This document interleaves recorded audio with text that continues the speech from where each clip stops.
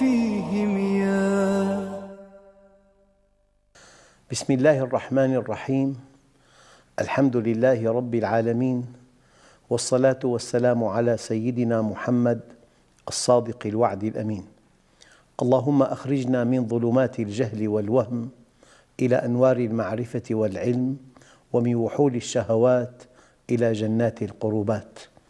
أعزائي المشاهدين، إخوتي المؤمنين، السلام عليكم ورحمة الله وبركاته. لا زلنا في قواعد القرآن الكريم، والقاعدة اليوم قاعدة العزة، ولا بد من مقدمة. أيها الإخوة الأحباب، الإنسان عقل يدرك، وقلب يحب، وجسم يتحرك، وغذاء العقل العلم، وغذاء القلب الحب، وغذاء الجسم الطعام والشراب. ولكن الله سبحانه وتعالى خلق في الإنسان حاجات ثلاث.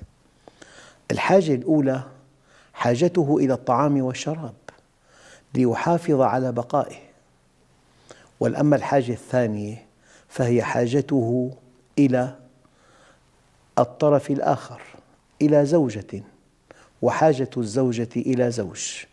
حاجة كل من الذكر والأنثى إلى الطرف الآخر، هذه الحاجة تحقق بقاء النوع. لكن قانون العزة متعلق بالحاجة الثالثة. الحاجة الثالثة هي حاجة إلى تأكيد الذات. فالإنسان بعد أن يأكل ويشرب ويشبع ويرتوي ويتزوج ويحقق هذه الحاجة في الطرف الآخر، هو بحاجة عميقة جداً إلى أن يكون شيئاً مذكوراً، إلى أن يؤكد ذاته، إلى أن يشار إليه بالبنان. هذه حاجة في أي إنسان، وحاجات الإنسان لحكمة بالغة حاجات حيادية، يمكن أن تكون سلماً نرقى بها إلى أعلى عليين، أو أن تكون دركات نهوي بها إلى أسفل سافلين. ألم يقل الله عز وجل يخاطب النبي عليه الصلاة والسلام: ألم نشرح لك صدرك ووضعنا عنك وزرك الذي أنقض ظهرك ورفعنا لك ذكرك.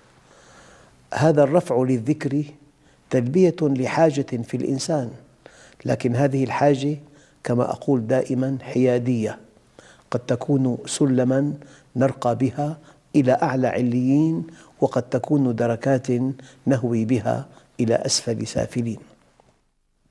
أيها الإخوة الكرام، حاجة الإنسان إلى أن يكون مكرما، إلى أن يكون عزيزا، إلى أن يكون مهما، إلى أن يكون في قلوب الناس، إلى أن يكون ملء سمعهم وبصرهم، إلى أن يكون مقربا. هذه حاجة أودعها الله في الإنسان، ويمكن أن يلبيها وفق منهجه فيسعد في الدنيا والآخرة، ويمكن أن يلبيها بخلاف منهجه فيشقى في أثناء تلبيتها في الدنيا والآخرة. الآية الكريمة التي تعد قانوناً لتلبية هذه الحاجة هي قوله تعالى: للذين أحسنوا الحسنى وزيادة ولا يرهق وجوههم قتر ولا ذلة أولئك أصحاب الجنة هم فيها خالدون. من هؤلاء الذين يستحقون التكريم؟